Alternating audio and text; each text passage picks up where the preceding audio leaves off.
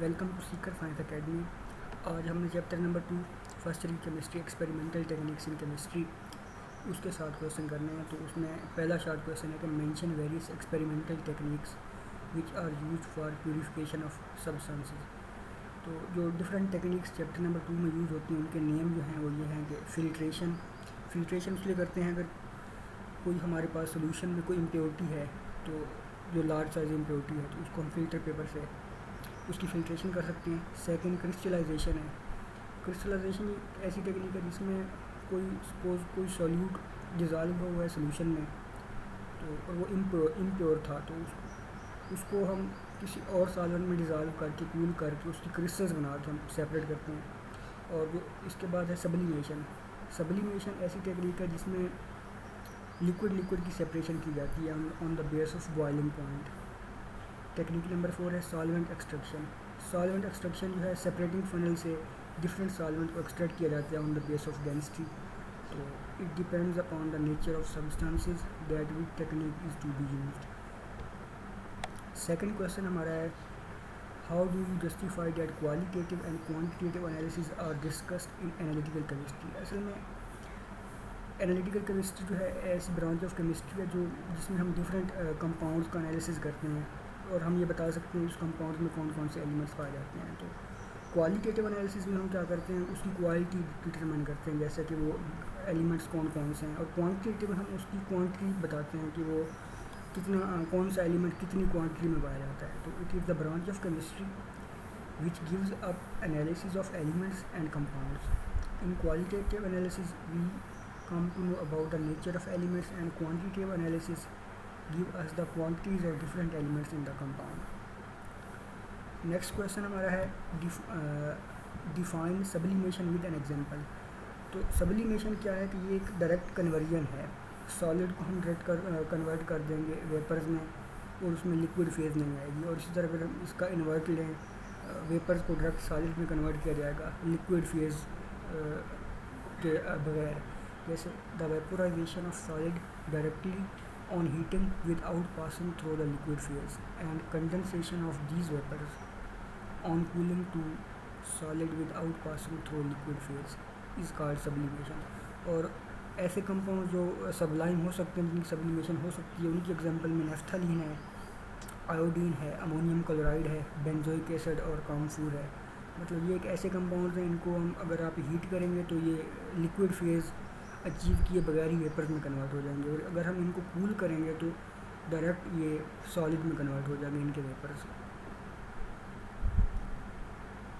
Next question हमारे पास है कि how desiccators are use to dry crystals. असल में जैसे हम क्रिस्टलाइजेशन से हम क्रिस्टल्स बनाते हैं किसी भी सोल्यूशन में। अगर हमने सपोज़ हम बेंजोइक एसिड क्रिस्टल बना रहे हैं, तो जब हम उसके सोल्यूशन को कूल करेंगे और उसमें क्रिस्टल जनरेट होंगे और उसको हम फिल्टर करेंगे, तो जो क्रिस्टल्स हैं वो शुरू में हमारे पास वैक्ट होती है, उसमें वो जो सोल्यूशन होता है वो सारा उसके ऊपर लगा होता है, जिसकी वजह से वो उसका वेट भी ज़्यादा होता है। अगर हम उसकी उस वक्त यील्ड निकालें तो यील्ड भी ज़्यादा आएगी, क्योंकि उसमें मॉइस्चर जो है ट्रैप की होती है।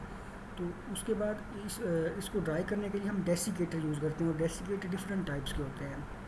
तो डेसिकेटर में क्या होता है कि डिफरेंट ड्राइंग एजेंट्स हम यूज़ करते हैं, जैसे एनहाइड्रस कैल्शियम क्लोराइड, एनहाइड्रस इसमें कोई मॉइस्चर नहीं होती, सिलिका जेल हो गई, फास्फोरस पेंटॉक्साइड हो गया। तो हम ये यूज़ करते हैं ड्राइंग एजेंट डेसिकेटर में। ये क्या करते हैं, ड्राइंग एजेंट जैसे एनहाइड्रस कैल्शियम क्लोराइड अगर इसको हम यूज़ करें तो ये क्या करता है, ड्राइंग एजेंट में जो क्रिस्टल्स के ऊपर लगी होती है मॉइस्चर, ये उसको ऑब्जॉर्व कर लेता है, और इन रिज़ल्ट जो हमारे पास क्रिस्टल्स होती हैं वो ड्राई हो जाती हैं। और डेसिकेटर में हम इसको यूज़ करते हैं क्योंकि वहाँ पे मॉइस्चर ऑब्जॉर्व किया जाता है, इसी वजह से हम इसको डेसिकेटर का नाम देते हैं। जैसे the prepared crystals are wet and they need drying. In a desiccator the crystals are separated on watch glass and placed on desiccator for several hours. हम इसको फ़िल्टर पेपर पर नहीं रख सकते क्रिस्टल्स को, क्योंकि अगर फ़िल्टर पेपर रखेंगे तो फ़िल्टर पेपर के जो फाइबर हैं वो उस क्रिस्टल्स में इंट्रैप कर सकते हैं, जिसकी वजह से इम्प्योरिटी जो है आ सकती है उन क्रिस्टल्स में। इसलिए हम वॉच ग्लास का यूज़ करते हैं। And placed on desiccator for several hours इसलिए क्योंकि ये प्रोसेस काफ़ी स्लो होता है, और ड्राइंग एजेंट जैसे इनकी डिफरेंट क्वांटिटीज़ यूज़ की जाती है। अगर इनको हम यूज़ करेंगे तो वो क्रिस्टल्स में से मॉइस्चर ऑब्जॉर्व कर लेंगे। इस तरह हम जो डेसिकेटर है इसकी मदद से क्रिस्टल्स को हम ड्राई कर सकते हैं। नेक्स्ट क्वेश्चन है कि concentrated HCl and potassium permanganate के solutions can not be filtered with Gooch crucible given reasons. असल में ये जो गूज क्रूसिबल होती है ये असल में इस तरह होती है, ये सपोज ये एक फ्लास्क है हमारे पास, तो यहाँ पे सक्शन ऑपरेटस लगा होता है जो यहाँ से इस फ्लास्क में से एयर को सक करेगी, और गूज क्रूसिबल यहाँ पे इंट्रैप होती है। ये अगर सपोज हम इसको गूज क्रूसिबल का नाम दें तो ये इसकी जो बेस है गूज क्रूसिबल की वो पोरस होती है, और इन पोर्स को कवर किया जाता है फ़िल्टर पेपर से। अगर हम यहाँ पे फ़िल्टर पेपर रख दें या बाज़ औक़ात हम एस्बेस्टॉस भी यहाँ पे रख देते हैं। अगर ऐसे सॉल्यूशंस जो फ़िल्टर पेपर से रिएक्ट नहीं करते तो हम गूज क्रूसिबल की बेस पे हम रखेंगे फ़िल्टर पेपर, और ऐसे सॉल्यूशंस जो फ़िल्टर पेपर से रिएक्ट कर जाते हैं जैसे HCl हो गया, KMnO4 हो गया, पोटाशियम परमैंगनेट, तो उस की जगह पे हम फ़िल्टर पेपर फिर हम यूज़ नहीं करेंगे, फिर हम यहाँ पे एस्बेस्टॉस फाइबर रखेंगे ताकि कोई रिएक्शन ना हो। तो concentrated HCl and KMnO4 can not be filtered with Gooch crucible given reasons. तो concentrated HCl and oxidising agent like KMnO4 जो पोटाशियम परमैंगनेट या ऑक्सीडाइजिंग एजेंट है react with filter paper. For this purpose the performance of Gooch crucible is covered with asbestos net. हम उसमें asbestos रखेंगे अगर हम HCl concentrated और KMnO4 use कर रहे हैं, तो in this way the above solution can be filter. असल में ये जो गूज क्रूसिबल है ये पोरस होती है, और नीचे जो हम सक्शन यूज़ करते हैं, सक्शन पम्प, ये क्या करती है जहाँ पे वैक्यूम जनरेट कर देती है। जो फ्लास्क का इनर रीजन होता है इसमें जो एयर प्रेशर है वो कम कर देती है, जिसकी वजह से जो फिल्ट्रेशन का प्रोसेस है ना ये काफ़ी स्पीड अप हो जाता है, और इसलिए गूज क्रूसिबल जो है प्रेफर की जाती है इन फिल्ट्रेशन प्रोसेस में।